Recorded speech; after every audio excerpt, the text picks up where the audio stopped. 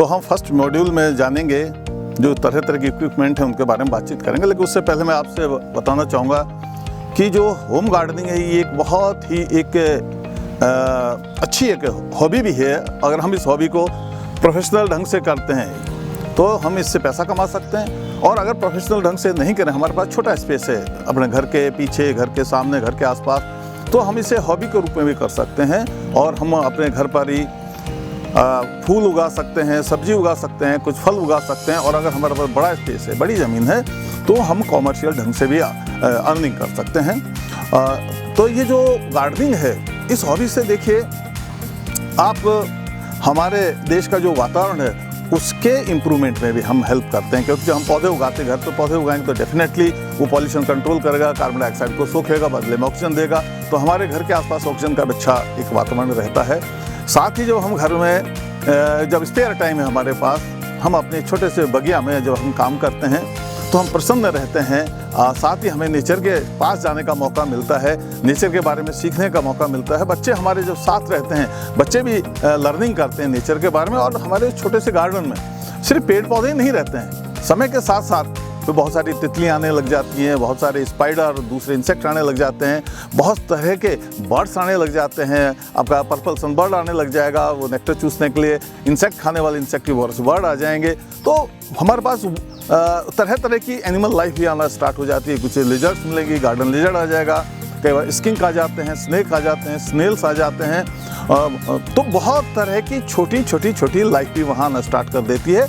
और यहाँ तक कि जब पेड़ बड़े हो जाते हैं तो रात में उन पेड़ों पर कुछ बर्ड सोने के लिए भी, नाइट रूस्टिंग के लिए भी आना प्रारंभ कर देते हैं। कई बर्ड्स अपना घोंसला भी बनाना स्टार्ट कर देते हैं। तो उससे हम नेचर के एक और दूसरा जो एक पहलू है उसके पास चले जाते हैं, बच्चे भी उसके बारे में सीखते हैं। तो देखिए कितना एक इम्पॉर्टेंट ये एक चीज़ है गार्डनिंग। और अगर आप कॉमर्शियल ढंग से करते हैं तो आप फ्रूट मार्केटिंग कर सकते हैं, आप वेजिटेबल को बाज़ार में बेच सकते हैं। फ्लोरिकल्चर का अपना आप में बहुत बड़ा स्कोप है। शादियों में कितने फूलों की ज़रूरत होती है, बहुत सारे पॉलिटिकल जो कार्यक्रम होते हैं उनमें फूलों की कितनी ज़रूरत पड़ती है। इस तरह यहाँ तक कि अंतिम संस्कार तक में फूलों की ज़रूरत पड़ती है। तो फूलों का एक बड़ा एक कारोबार है। इसके अलावा कई और भी आप उत्पाद अपने छोटी सी बगिया से तैयार कर सकते हैं। औषधि देने वाले पौधे तैयार कर सकते हैं, मेडिसिन देने वाले पौधे तैयार। और ये मेडिसिनल जो प्लांट्स हैं ये आपकी फैमिली की हेल्थ के लिए तो ज़रूरी ही हैं। और राजस्थान सरकार ने भी, आपको अगर पता हो, घर घर औषधि योजना चलाई है। और उसका मकसद भी यही है कि अपने घर के छोटे से आंगन में हम कम से कम 4-5 तरह के मेडिसिनल प्लांट जरूर रखें। नीम गिलोय को लगाएं, तुलसी को लगाएं, कालबेग को लगाएं, अश्वगंधा को लगाएं। और राजस्थान सरकार 2-2 पौधे हर इन जाति के दे, तो कुल मिला के 8 पौधे एक फैमिली को मिल रहे हैं। और आप सभी जानते हैं ये वो 4 महत्वपूर्ण पौधे हैं जिन्होंने कोविड में हमारे राज्य की, हमारे देश के लोगों की हेल्थ को बचाने में कितना बड़ा योगदान दिया था। तो आयुर्वेद इस पर बहुत एम्फेसिस देते हैं। और बहुत सारे और मेडिसिनल प्लांट भी आप लगा सकते हैं, पुदीना उगा सकते हैं, मरवा उगा सकते हैं। और एसेंशियल ऑयल देने वाले, सुगंधित तेल देने वाले बहुत सारे पौधे आप उगा सकते हैं। उन पौधों से इत्र निकाल सकते हैं, इस इत्र का आप मार्केटिंग कर सकते हैं, आपके घर में भी काम में ले सकते हैं। इसी तरह अगर आप सरप्लस फूल तैयार कर लेते हैं, जैसे कि आपने गुलाब के फूल तैयार किए, अब ज़्यादा फूलों का क्या मान लो बिक्री नहीं हो रही है, तो आप गुलकंद बना सकते हैं घर में। करना क्या है, फूल की पंखुड़ियों में आपको चीनी ऐड करते जाना है, वो अपना आप उसके साथ रिएक्शन करेगी और धीरे धीरे ग्लूकोज का निर्माण हो जाता है। ग्लूकोज अगर आप खाते हैं तो आपके पेट के लिए, आपकी हेल्थ के लिए बहुत अच्छा है। मार्केटिंग कर सकते हैं। जो पान वाले जो दुकानदार हैं वो गुलकंद को खरीदते हैं। तो इस तरह से आप कई प्रोडक्ट भी बना सकते हैं। और बहुत सारी ऐसी सब्जी भी तैयार कर सकते हैं जिनको आप तुरंत मार्केट ना करके बाद में भी बेच सकते हैं। आलू को बाद में बेच सकते हैं, शकरकंद को आप बाद में बेच सकते हैं। इसी तरह आपका डायस्कोरिया बल्बोसा जो उसको बाद में बेच सकते हैं, रतालू को बाद में बेच सकते हैं, सूरण, अदरक, हल्दी, ये सब आप बाद में बेच सकते हैं, घर में भी काम आते हैं। तो कहने का मतलब ये है, अगर हम अपना एक गार्डनिंग का काम शुरू करते हैं तो हॉबी से स्टार्ट करते हुए हम कॉमर्शियल प्रोफेशनल तक हम जा सकते हैं। इतना बड़ा इसमें स्कोप है। आप एक नर्सरी भी स्टार्ट कर सकते हैं, जिसमें हम लास्ट दिन बात करेंगे, हमारे इसके अंतिम मॉड्यूल में बात करेंगे कि किस तरह से आप गार्डनिंग से संबंधित एक कमर्शियल नर्सरी भी एस्टेब्लिश कर सकते हैं। और उस नर्सरी के लिए आपके पास खेत होना जरूरी नहीं है, आपके घर की छत पर आप रूफटॉप नर्सरी स्टार्ट कर सकते हैं। घर के पिछवाड़े में थोड़ी सी ज़मीन है तो आप बैकयार्ड नर्सरी स्टार्ट कर सकते हैं। अगर थोड़ी बहुत ज़मीन है तो आप वहाँ भी नर्सरी स्टार्ट कर सकते हैं। और कितनी तरह की कैसी कैसी नर्सरी स्टार्ट कर, मैं इस कोर्स का जब अंतिम हमारा जब यूनिट चल रही होगी उसमें मैं बातचीत करूंगा उन नर्सरीज के बारे में। आप बॉन्साई नर्सरी बना सकते हैं और एक एक बॉन्साई कितनी महंगी बिकती है। तो कहने का मतलब ये है कि बहुत सारे ऐसे यूथ हैं, बहुत सारे ऐसे लोग हैं जो पढ़े लिखे भी हैं लेकिन उनके पास कोई रोजगार नहीं है। और यहाँ तक कि इसमें पढ़ा लिखा होना कोई बहुत बड़ी शर्त नहीं है।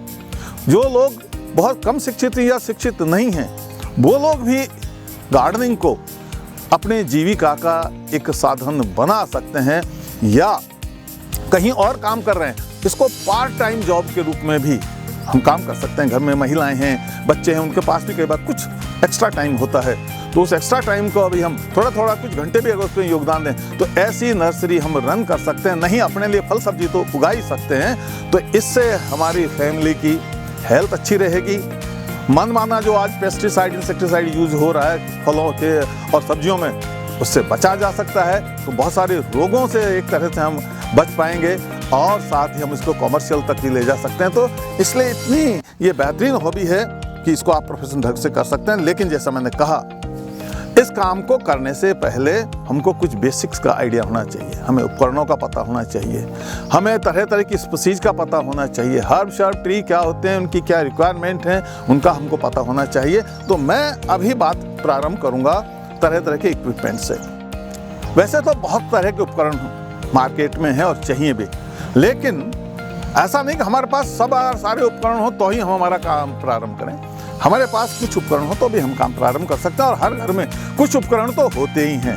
तगारी होती है, फावड़ा होता है, गेती होती है, खुरपी होती है, कुछ उपकरण होते ही हैं। और एक और चीज़ कर सकते हैं, अगर पड़ोसी भी यही काम कर रहा हो, आधे उपकरण उनके पास हैं, आधे उपकरण हमारे पास हैं, और हम इस तरह एक्सचेंज करके उपकरणों पे जो कॉस्ट लग रही है उस खर्चे को भी हम काफ़ी रिड्यूस कर सकते हैं। फिर भी उपकरणों की हमें जानकारी होनी चाहिए। तो मैं पहले बड़े उपकरणों पे आता हूं ताकि हमको आइडिया रहे कि वो क्या हैं और कैसे काम करते हैं। ये हमारे सामने है फावड़ा।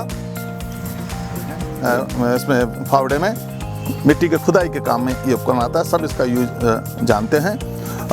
इसी तरह इसका एक छोटा वर्जन भी है।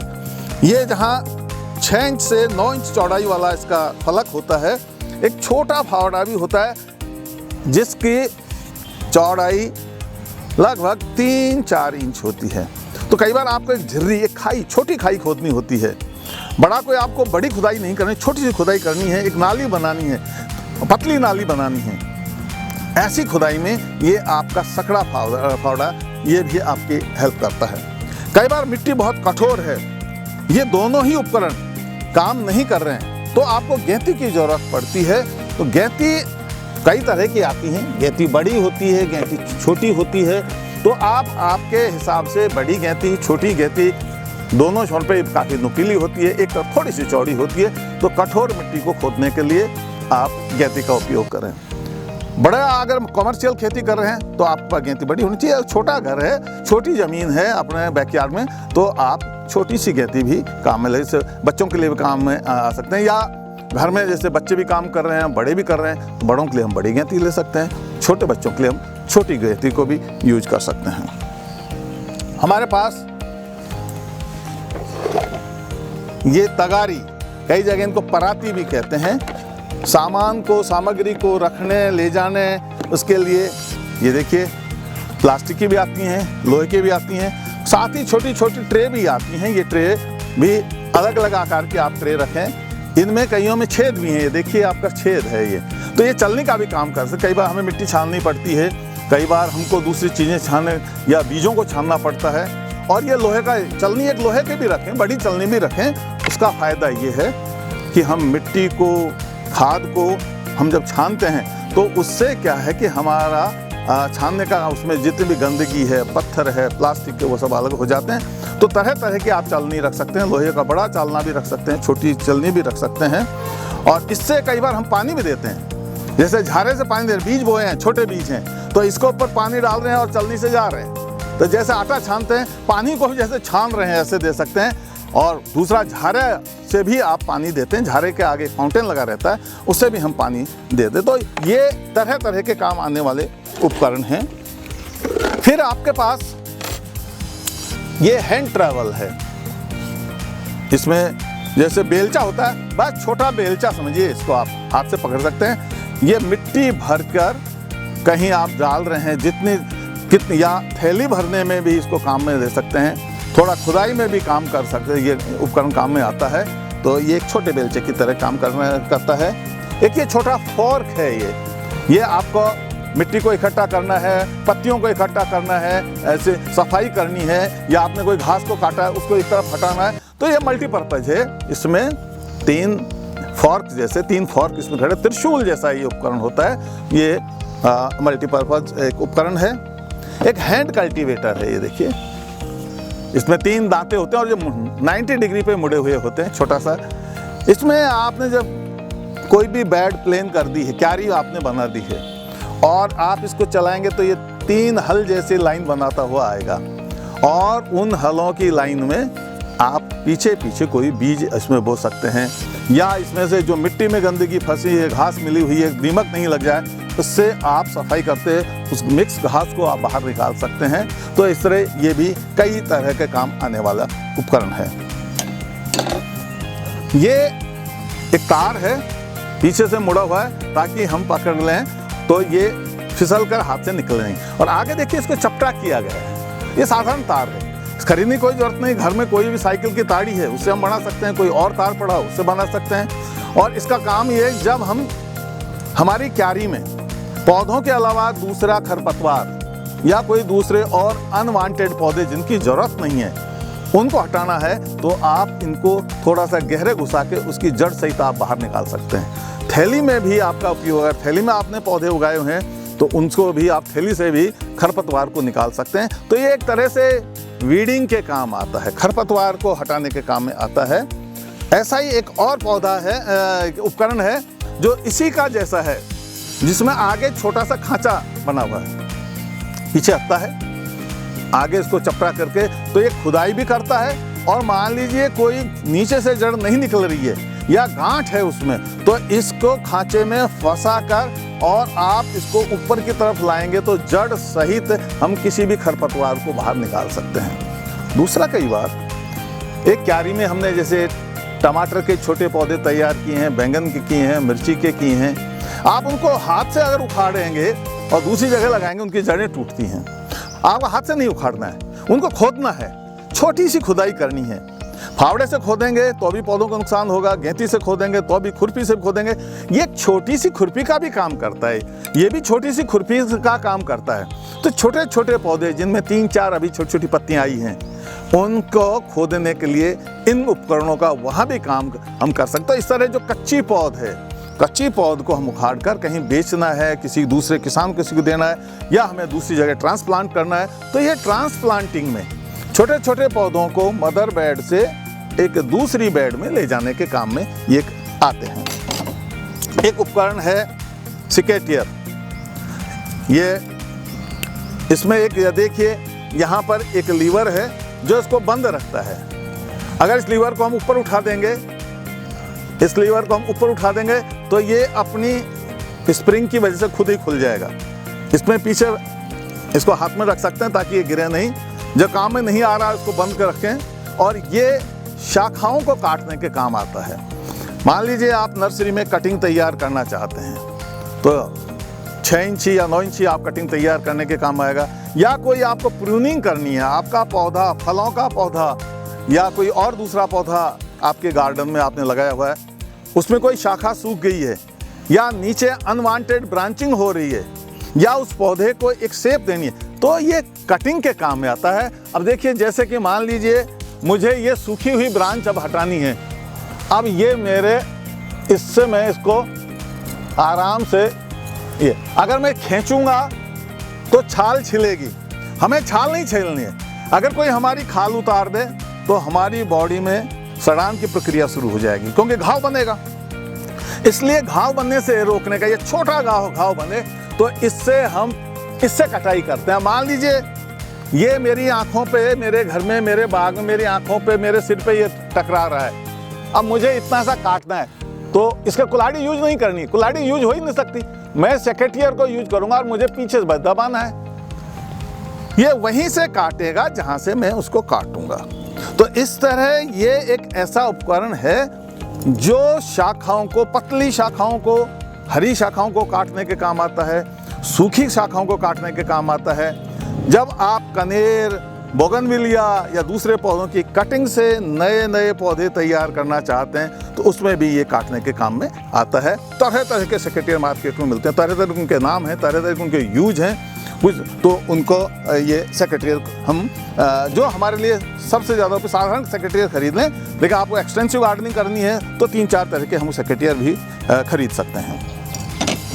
एक हमारे पास ये हैज काटने की कैंची है, बड़ी कैंची है ये, जिसके हैंडल थोड़े मोटे हैं, दोनों हाथों से पकड़ते हैं और ये हैज की कटाई के काम में आता है। अभी मैं इसको काट के बताऊंगा कि कैसे आपको हैज काटनी है। हैज को कई बार हम एक फिनिशिंग देना चाहते हैं, इधर ब्रांच उग गई, इधर ब्रांच आ रही है, उधर शाखा आ रही है, तो हैज की शक्ल अच्छी नहीं लगती है, हमें उसको एक फिनिशिंग देना चाहते हैं। कई बार हम एक दीवार का जैसे वाल जैसा चौकोर वाल की तरह काटना चाहते हैं, कई बार हम हैज को काट के एक टाइगर बनाना चाहते हैं, एक हाथी बनाना चाहते हैं, कोई शक्ल देना जिसको कहते हैं टॉपियरी, उसमें ये एक बहुत महत्वपूर्ण एक उपकरण है। तो इससे हम हैज की कटाई आराम से कर सकते हैं, हैज को काटने के काम में ये आती है।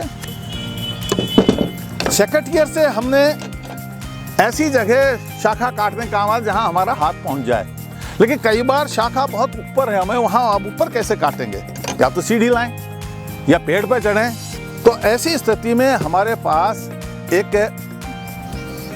ऊंची शाखाओं को काटने के लिए एक प्रूनर होता है, ये प्रूनिंग के ये भी काम आता है, छोटी छोटी शाखाओं को काटने को कहते हैं प्रूनिंग।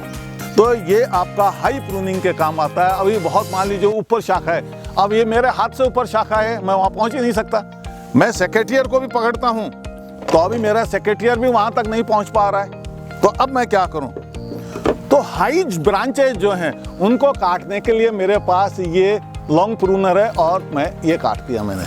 तो इस तरह ऊंची शाखाओं को काटने के लिए, प्रूनिंग करने के लिए, अपने क्राउन को एक शेप देने के लिए, कई बार हम उसको एक बिल्कुल अम्ब्रेला जैसा बनाना चाहते हैं या कोई एक और पर्टिकुलर शेप देना, हमें साइड की शाखाएं काटनी पड़ती हैं और जो ऊंची हैं, तो इस तरह ये जो लॉन्ग प्रूनर है, सेकेटियर एक तरह का शॉर्ट प्रूनर है, जबकि ये आपका लॉन्ग प्रूनर है, ऊपर की शाखाएं काटने के काम में आता है।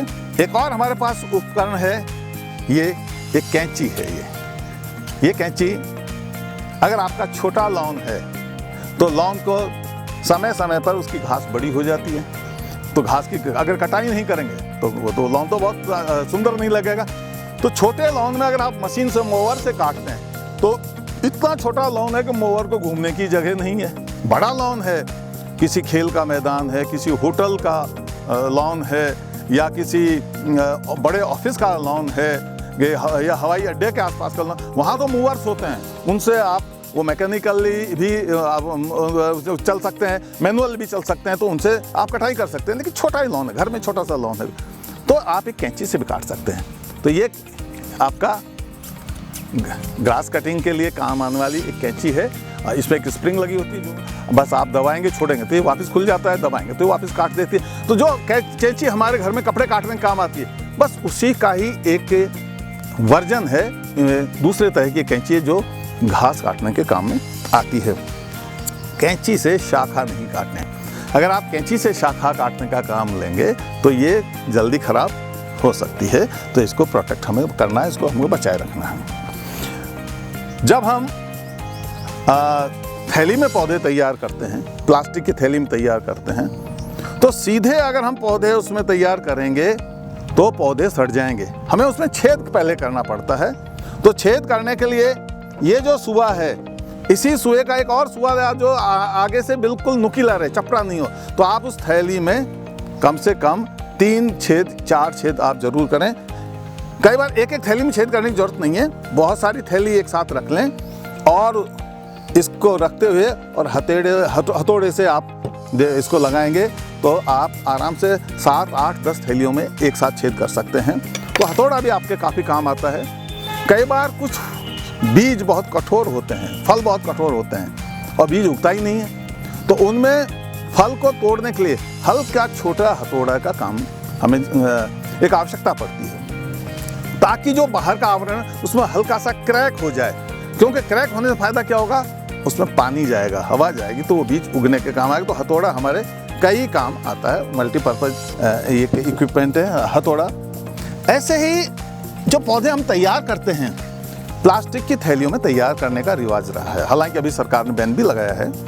प्लास्टिक की थैलियाँ आपको 2 रंग की मिलेंगी और अलग अलग साइज की, छोटी थैली, बड़ी थैली। बड़ी थैली का मीडियम की थैली, जैसे बड़ी थैली प्लास्टिक की आ रही है वो आपका 40 बाई 20 की आ रही है। एक थैली की साइज़ आपका 12.5 गुणा 30 यानी 12.5 सेंटीमीटर चौड़ी, 30 सेंटीमीटर लंबी। तो ऐसा अलग अलग तरह की कई आपको साइज़ की थैलियाँ मिलेंगी।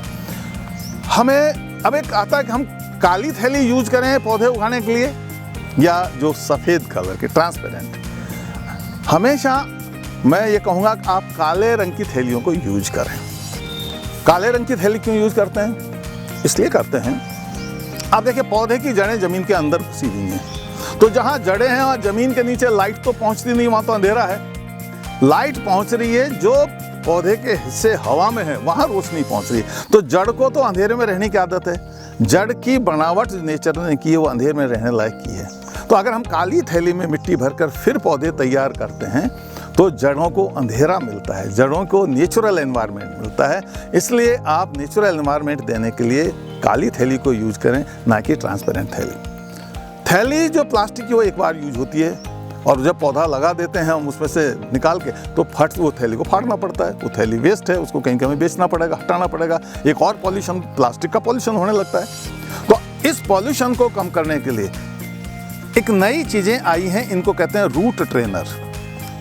ये ग्लास हैं छोटे छोटे, ये प्लास्टिक के ट्रे है और इसमें देखिए आपका एक तरफ 4 इसमें ये ग्लास हैं और 1, 2, 3, 4, 5, 6 इधर, तो 6 चौका 24 ग्लास हैं इनबिल्ट, एक ही ट्रे में बने हुए हैं। और इनके अंदर देखिए आप इन ग्लासों में 6 लाइन दिखाई दे रही हैं, उभरी हुई लाइन है इसमें देखिए ग्लास में। ये बहुत महत्वपूर्ण चीज़ें हैं और इनका मैं यूज बताऊंगा। इसका फ़ायदा ये है कि जब इसमें, और नीचे देखिए छेद है, नीचे इनमें छेद है, सब में ये छेद है इनमें। तो इनको यूज कैसे करते हैं? मिट्टी के कुछ मोटे मोटे गोलियां सी बना के, बेर की साइज की गोलियां बना के सुखा लेते हैं। हर इस ट्रे में एक मिट्टी का गोला नीचे छोड़ देते हैं ताकि वो छेद नीचे से बंद हो जाए। उसके बाद इसमें मिट्टी भर लेते हैं। मिट्टी का मतलब जिसमें मिट्टी यानी कि सैंड, आपका चिकनी मिट्टी और गोबर या वर्मी कंपोस्ट, एक का अनुपात, तीनों को एक के अनुपात में मिक्स करते हैं, उसको कहते हैं पॉटिंग मिक्सर। उसमें भर लेते हैं। तो अगर नीचे हम गोली नहीं लगाएंगे तो नीचे के छेद से तो मिट्टी बाहर निकल जाएगी। तो उसको, मिट्टी को रोकने के लिए नीचे गोला लगाते हैं, फिर मिट्टी भर लेते हैं और अब उसमें पौधे लगाते हैं, बीज लगाते हैं भाई, या छोटा दूसरा कच्चा पौधा जो अभी छोटा बेबी प्लांट है वो भी इसमें लगा देते हैं। इसके बाद देखिए ये जो 6 मैंने उभार दिखाए हैं, इसका काम क्या है कि जो जड़ें साइड में निकल रही हैं इससे टकराकर फिर मुड़ जाती हैं और सब नीचे की तरफ निकलना शुरू हो जाती हैं, इधर नहीं तो सब नीचे की तरफ। तो जड़ों को मोड़ने के लिए ये स्टीयरिंग है, एक तरह से जड़ों का स्टीयरिंग है। जड़ निकलकर साइड में जा रही है, जैसे इससे फिर वो साइड में दीवार से टकराई, इसकी जो सर्कुलर दीवार है उसे टकरा के फिर वो साइड में चलती है, जैसे ही जाकर उस उभार से टकराती है वो नीचे की तरफ मुड़ना शुरू हो जाती है और नीचे इन छेदों में से जड़ें दिखने लग जाती हैं। तो नीचे हवा के संपर्क में जैसे आएंगे अपना आप सूखती रहती हैं। तो इस तरह जड़ें बाहर आने की बजाय बाहर निकलने की कोशिश करेंगे तो सूख जाएंगी, अंदर ही जड़ों को मजबूर किया जाता है कि अंदर रहो।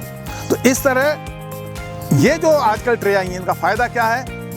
एक तो ट्रांसपोर्टेशन बहुत ईजी है, आप पूरी ट्रे उठाओ, 24 पौधे ले जाओ और जहाँ पौधा लगाना है नीचे से एक लकड़ी से आप इसमें धक्का देते हैं नीचे के छेद से, तो ये मिट्टी का जो एक गिलास है ये बाहर आ जाएगा पौधे सहित।